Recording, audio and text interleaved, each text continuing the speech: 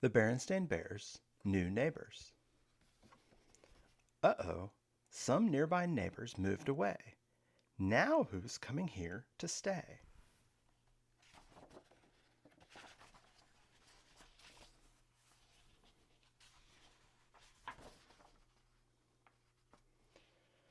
I wonder how long it will be empty, said Sister Bear. She was talking about the house across the road. The family that had lived there had moved to Big Bear City. Now the house was empty and had a "For Sale" sign on it. It's hard to say, said Papa Bear. I don't think it will be empty very long, said Mamma. It is a very nice house. I just hope whoever moves in has cubs, said Brother Bear. Especially girls, said Sister. Just then, Mrs. McBear, the real estate person, drove up and stopped in front of the empty house. She got out of her car and hammered a "Sold" sign over the "For Sale" sign. How about that, said Papa. Somebody bought it already. He called across the road. Say, Mrs. McBear, who'll be moving in?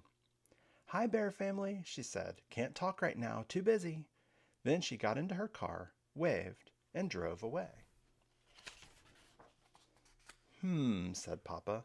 That's not like Mrs. McBear. She usually has plenty to say. Maybe she doesn't know who'll be moving in, suggested Mamma. Of course she knows, said Papa. Whoever it is, she sold them the house, didn't she? I suppose so, said Mamma, but I don't know what difference it makes. It makes a lot of difference, said Papa. It's important who your neighbors are. I just hope whoever moves in has cubs, said Brother. Especially girls, said Sister. Over the next few days, the Bears went about their business. Papa worked in his wood shop. Mamma had a lot of tulip bulbs she wanted to put in. Brother and Sister went to school in the morning and came home in the afternoon. Once in a while they wondered what their new neighbors would be like. Would they be young or old? Would they be friendly, or would they keep to themselves?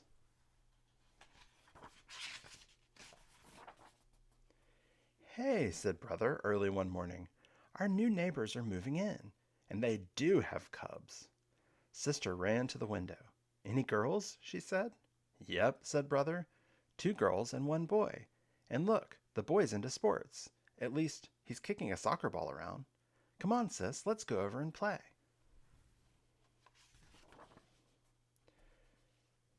Now hold on, please, said Mamma, who had joined the cubs at the window. But Mamma, said Sister, it's Saturday and we don't have to go to school. We've got to give them a chance to get moved in, Mamma said. They do look like a lovely family. We'll all go over later and welcome them. Said Papa, looking out of the window. Now who do you suppose they are? He added in a grumpy tone of voice. And what do you suppose they're doing here? Well, said Mamma, I suppose they're the panda family, because that's what they've just painted on their mailbox. As for what they're doing, I suppose they're doing the same thing we are, living here. What's the matter, Papa? Asked Sister. Don't you like them? That's not it, he said. It's just that they're different, that's all. Well, different or not, said Mamma as they sat down for breakfast, they're our new neighbors, and later today we're going to welcome them with a jar of our special honey. Besides, she continued, I thought you liked things to be different. When we were at the bulb farm, you complained that I wanted to buy all yellow tulips. Get different colors, you said. The cubs agreed with you. So I got yellow, red, and blue. Papa didn't say anything. He just kept eating and looking grumpy. And you always use different kinds of wood in your furniture work, she went on. And if we have the same thing for dinner 3 nights in a row, you say, not the same thing again. Why can't we have something different?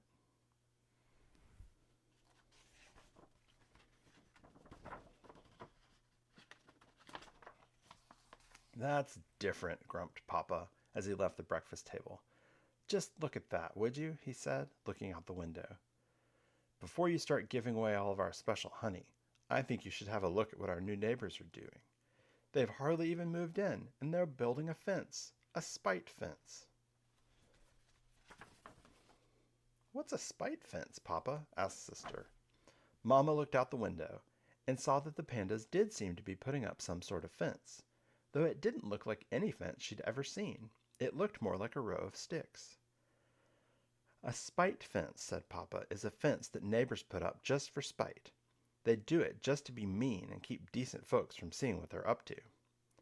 I'm sure there's an explanation, Mama said. She was back in the kitchen, putting a big red bow on a jar of special honey.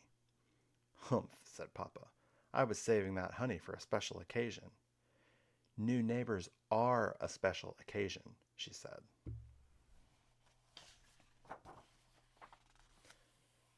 Hi, neighbors, said Brother. We're Brother and Sister Bear. He and Sister had decided not to wait for the family welcoming visit. We live in that big treehouse across the road. I'm Peter Panda, said the new cub. These are my sisters, Pam and Patty. The new cubs were very friendly, and pretty soon one and all were busy talking about all the things cubs talk about. It turned out that Peter Panda not only had a soccer ball, he was a soccer whiz, but he didn't know much about baseball or football. He agreed to show Brother some soccer moves if Brother would teach him about baseball and football. Sister, Pam, and Patty were already working up a sweat jumping rope. And it turned out that the spite fence wasn't even a fence. It was a row of bamboo. It's our favorite food, explained Peter. Mom is a great bamboo cook. She must have 50 recipes. Our favorite food is honey, said Brother. We're going to bring you a jar of it later.